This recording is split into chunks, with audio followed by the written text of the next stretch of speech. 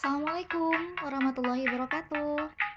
Jumpa lagi dengan Ibu Rahmia Mulia Fitri SPD dari SMA 5 Bangku Pusako, Rokan Hilir, Riau. Baiklah Nandaku, pada video kali ini kita akan bahas materi transformasi. Nah, apa sih transformasi ini? Pernah nggak dengar kata transformasi? Nah, kali ini kita akan ulas tuntas mengenai transformasi. Sebelum itu, bagaimana kabar Anandaku semua? Semoga selalu diberikan perlindungan oleh Allah Subhanahu wa taala ya. Baiklah Anandaku, kita lanjut ke slide selanjutnya.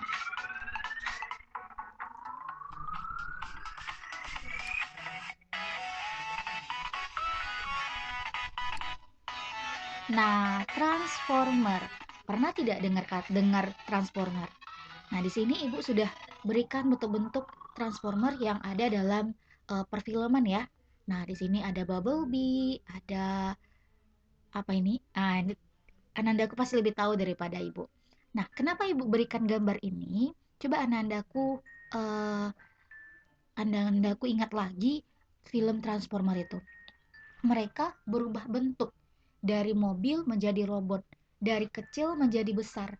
Nah, Transformer ini adalah salah satu bentuk contoh dari transformasi. Jadi transformasi itu perubahan bentuk dari kecil ke besar, dari besar ke kecil, atau dari bendanya itu awalnya mobil gitu ya, jadi robot gitu. Dia berubah bentuk. Nah, begitulah kita mengaitkan ke dalam kehidupan sehari-hari.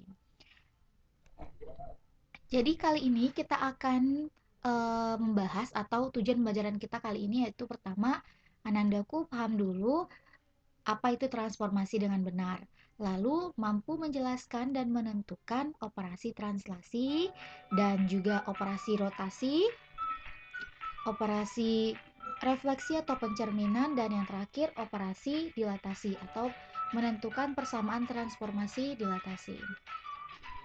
Nah, apa itu translasi?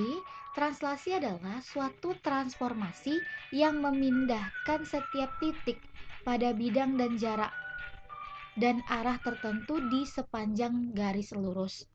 Nah, jadi kalau translasi itu memindahkan ya, memindahkan satu titik ke titik yang lain atau memindahkan satu benda ke benda yang lain. Nah, translasi termasuk salah satu bidang transformasi. Lanjut, translasi itu dilakukan dengan menambahkan faktor translasi atau translasi vektor atau shift vektor itu ya, nama lainnya yaitu TX TY pada suatu titik koordinat, di mana TX itu adalah translasi vektor pada sumbu X dan TY translasi vektor pada sumbu Y. Nah, koordinat baru titik hasil translasi itu dibuat dengan rumus seperti ini.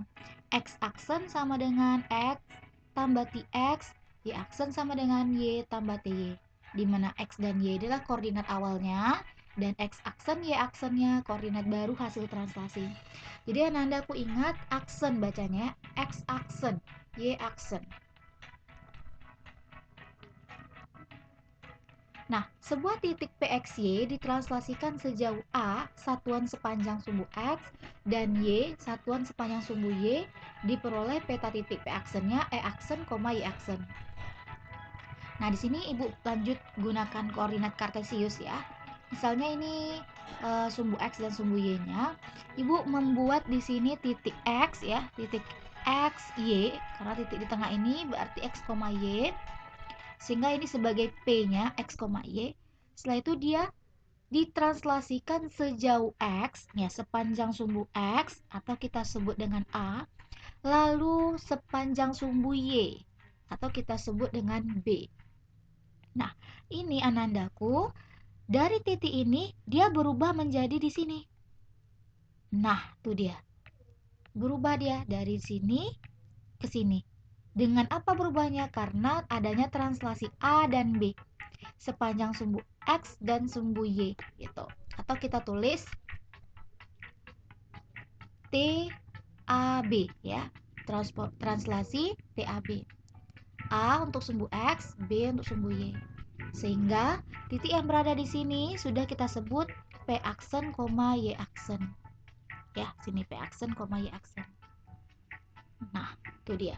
Berarti titik yang ini tadi, PXY, sudah berpindah sejauh AB, sejauh sepanjang sumbu X dan sepanjang sumbu Y, sehingga berada di titik P aksen sama dengan X aksen, Y aksen. Nah, atau kita bisa tulis P aksen itu sama dengan X tambah A, Y tambah A. Artinya, X ini ditambah dengan A jadi X aksen. Y tambah B, Y yang ini ya, ditambah dengan sejauh B ini, jadinya Y aksen. Nah, gitu.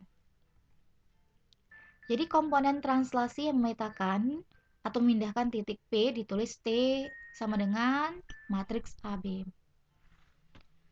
Nah, kita coba sebuah bidang ya. Kalau tadi kan garis aja, sekarang coba sebuah bidang. Nah, di sini ada sebuah segitiga ya, segitiga di sini. Kita sebut PQR. Nah, kita lihat P berarti berada di titik 10,10, Q berada di titik 50,10 ya. Lalu R berada di titik 10,30. Nah, ini titik awalnya. PQR titik awalnya. Lalu ditranslasikan sejauh TX, TY atau 20,20. Nah, sejauh 20 bukan titik 20 ya, sejauh 20.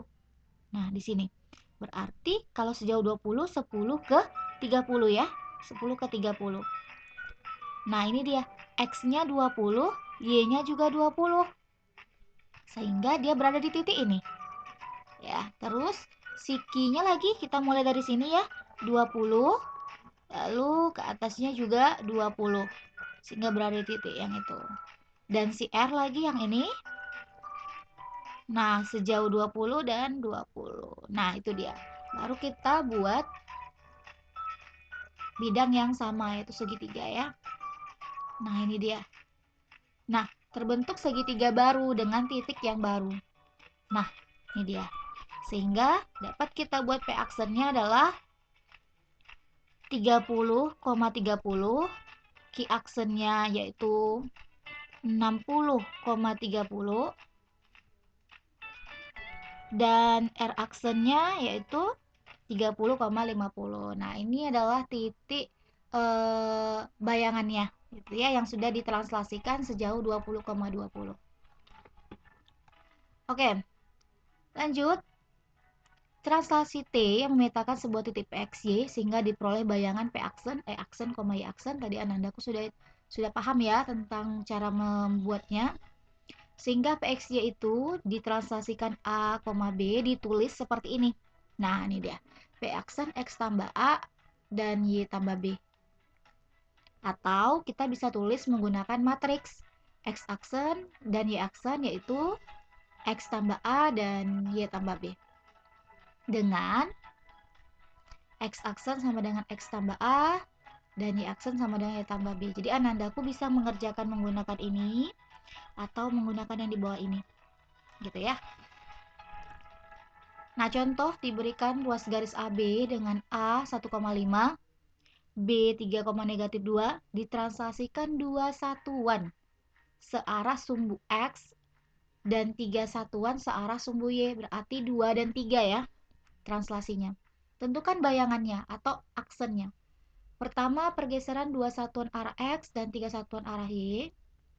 Identik kita buat seperti ini. T matriks 2, 3.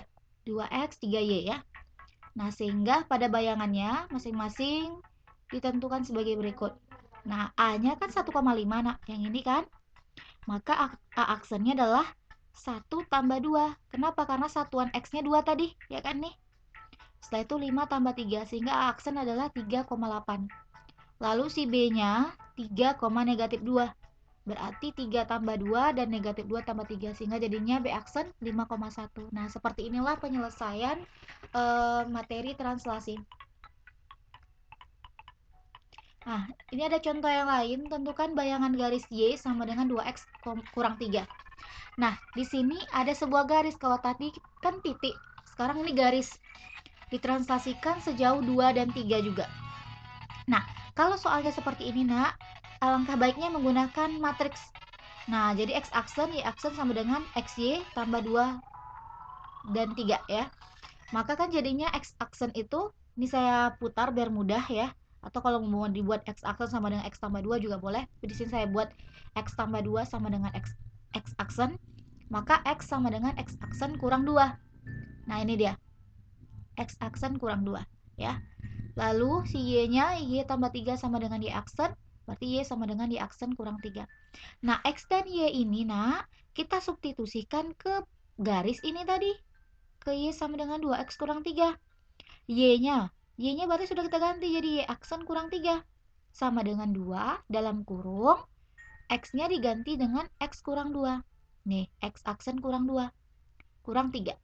Sehingga Y aksen sama dengan 2 kali X, 2X aksen. 2 kali negatif 2, negatif 4. Kurang 3. Ini kan negatif 3 dipindah ruaskan jadi positif. Jadi kan negatif 3 tambah 3, 0. Ini nggak saya buat lagi. Jadi garis bayangannya adalah Y aksen sama dengan 2X kurang 2X aksen kurang 4. Atau ditulis Y sama dengan 2X kurang 4. Aksennya sudah dihapuskan gitu ya.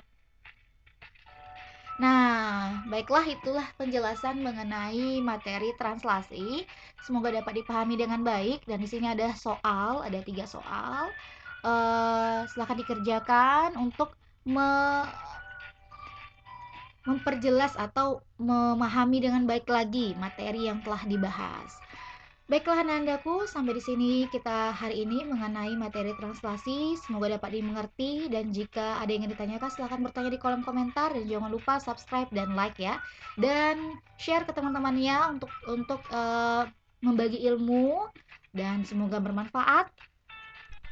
Sampai jumpa di video selanjutnya. Ibu tutup. Assalamualaikum warahmatullahi wabarakatuh.